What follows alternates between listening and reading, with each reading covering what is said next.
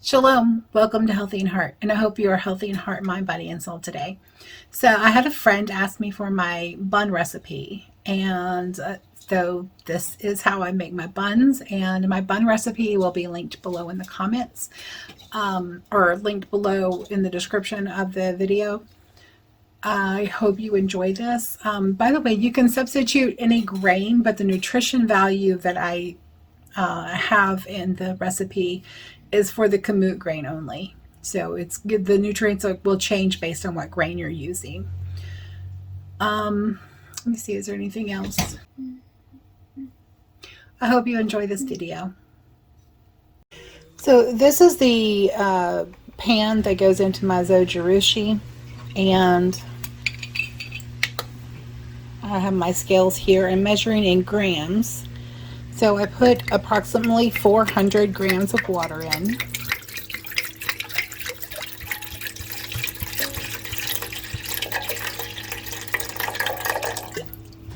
It's a little over. That's okay.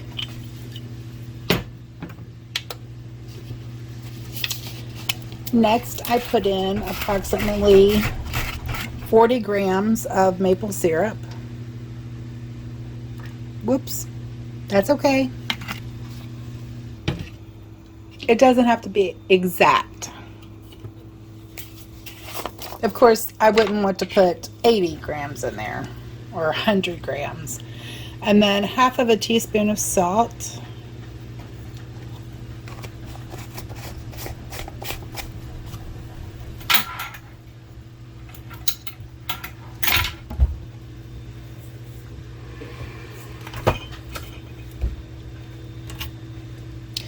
Now I move this to the side.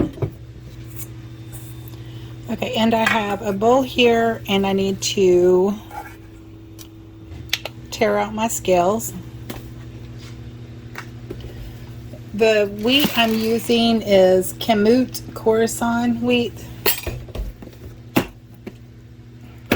It's I love the taste of it and the texture of it for buns and for loaves of bread as well. And I'm going to put approximately 580 grams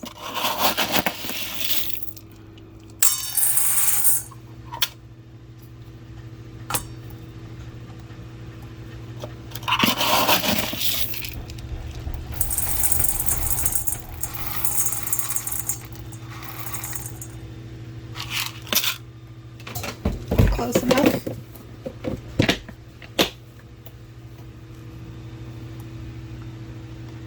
And now I'm going to take this over to the mill. Alright, so first I want to turn the mill on, because if you don't turn the mill on first, then the grains can all fall into the hole between the stones and stop it from turning on. Then you just have to take it apart and dump all it out and start over again. So if this is going to get loud, I will turn the volume down.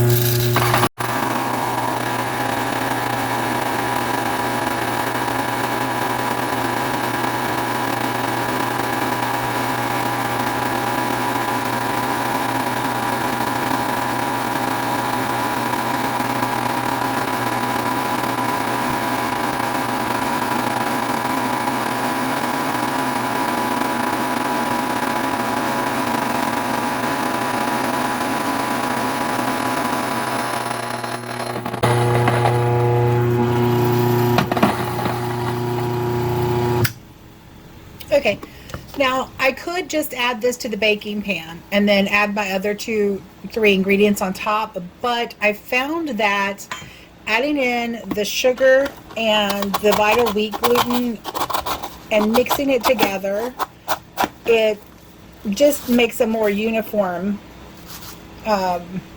loaf of bread. So I have a 1/4 cup of sugar,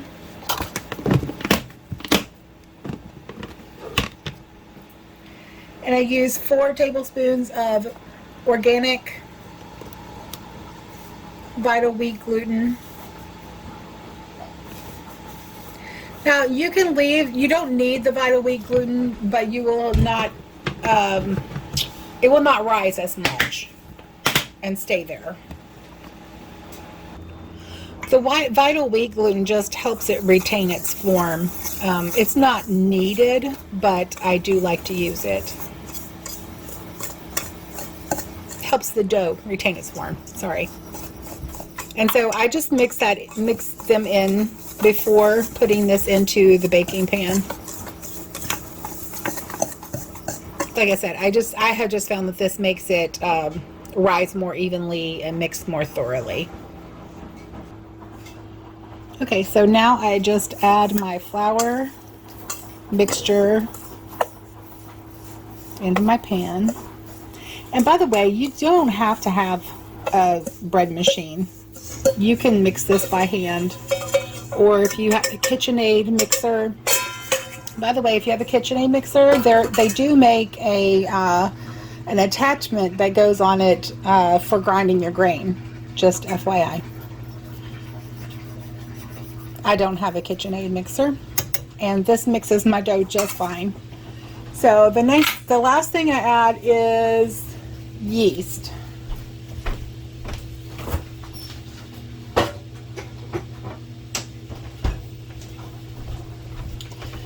And you can add anywhere from 2 to 3 teaspoons of yeast. I use 3. And I use the quick rise, Red Star quick rise. I've just found through my experiences and my experiments that works best.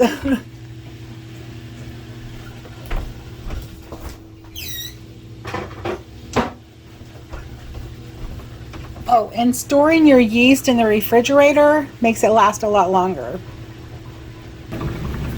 So now we're at the Zojirushi machine, and I just put the pan in there, snap it into place. And by the way, in case you forget, if you have a Zojirushi, it has the courses on here. So we're going to be looking for course 11 on the screen. I'm not sure if you can see that. There's light coming in the window here. I'm just going to hit 11 and then start, and it tells me when it will be done. Now this is daylight savings time, so it's actually going to be done at 10:22 instead of 11:22, and we'll be back to shape it and do its final rise. I'm patting it down flat right there, so because they will rise. I love these pans because they make the buns, make the buns hold their shape. So that's good. And I'm going to do that for all of these. And it really doesn't take very long.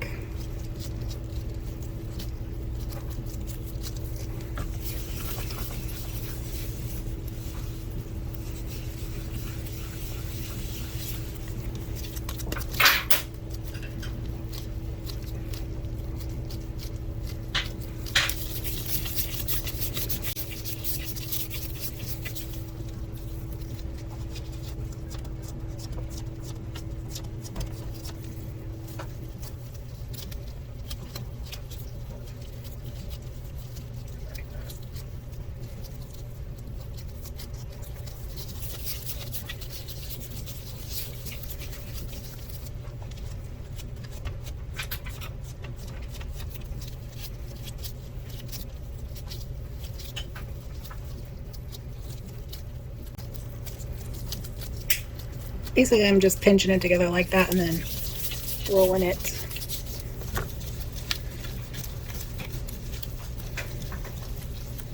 to smooth out the bottom. And the bottom doesn't have to be perfectly smooth. It's going to bake and it's going to be delicious and it's going to look fine.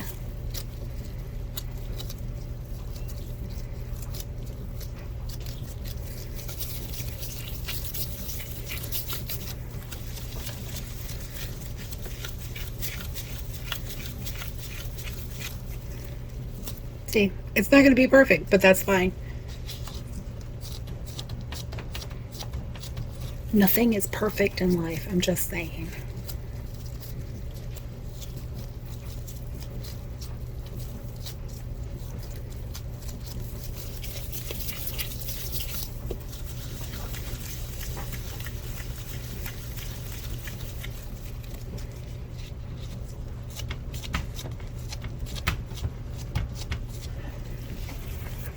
Now I'm going to bring this one over, coat it really good with the oil that I poured on. Cut it in half.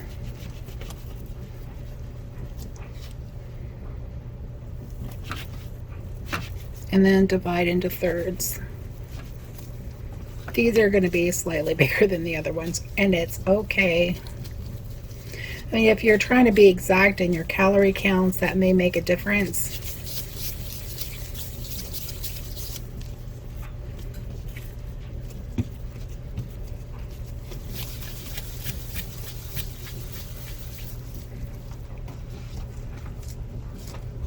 You don't have to have these silicone mats to bake bread, to bake buns, but I do like how the silicone baking pan, it's actually, I think it's a muffin pan, like the muffin top pan, but it works perfectly for my buns.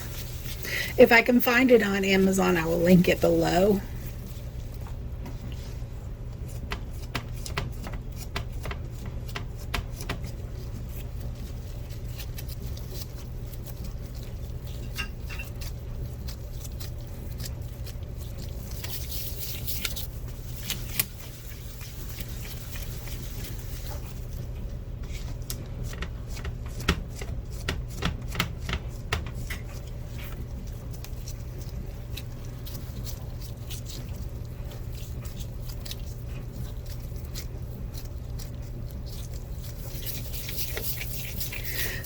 Another thing you can do with these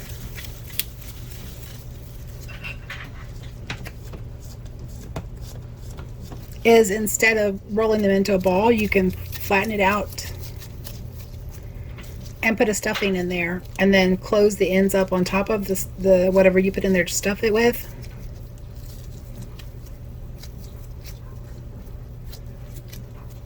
Like, it's closed up the same way.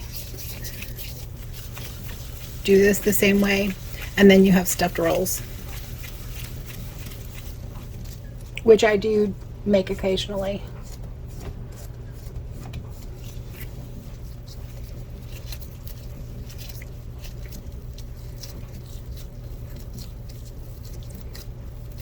You could stuff it with beans and rice, and if you're a meat eater, you could stuff it with meat.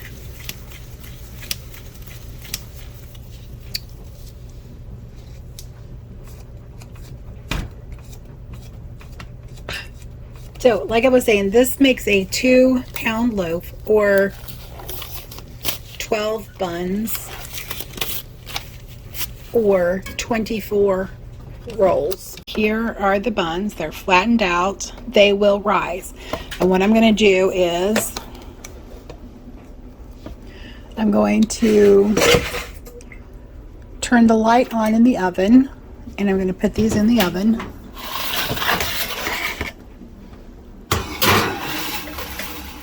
But I'm not done. So what I have here is a bowl of hot water. It's from the tap, city water, and it's as hot as I can get it.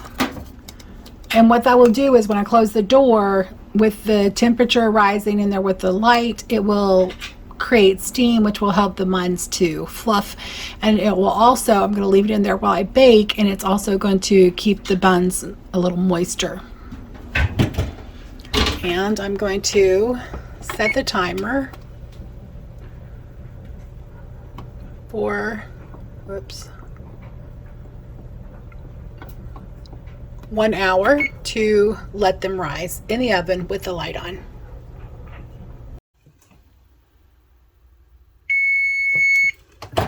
So our timer just went off. It's been an hour.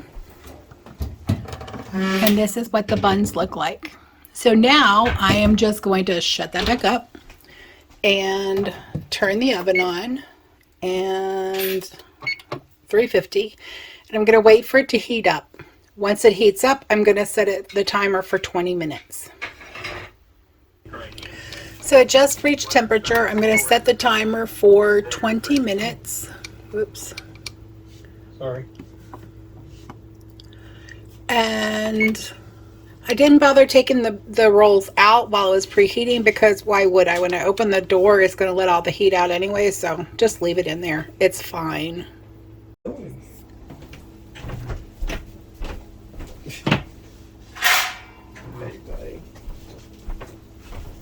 So I just took the buns out of the oven. Look at that golden brown.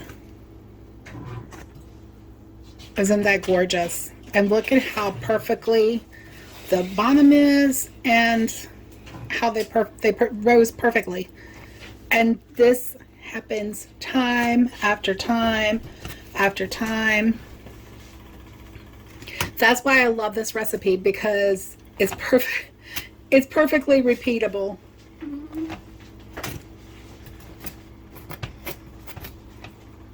These are just fresh out of the oven. That's why they're like tossing them down, because they are hot. And now I'm going to set them over to cool, and we'll have our lunch in about 10 minutes. Well, I hope you enjoyed this video of me making my buns. It's really quick and easy with the use of the zojirushi machine, but you can make it easier using you don't have to have a zojirushi or a bread machine. You can use a mixer, or you can knead it by hand. You don't have to have any of that fancy equipment or expensive equipment. But I will tell you that the zojirushi has paid for itself over and over and over again over the last 5 or 6 years that we have been making our own breads and grinding our own grains. It has paid for itself over and over again. So thank you for joining me. May Yah bless you and keep you and give you shalom. Until next time.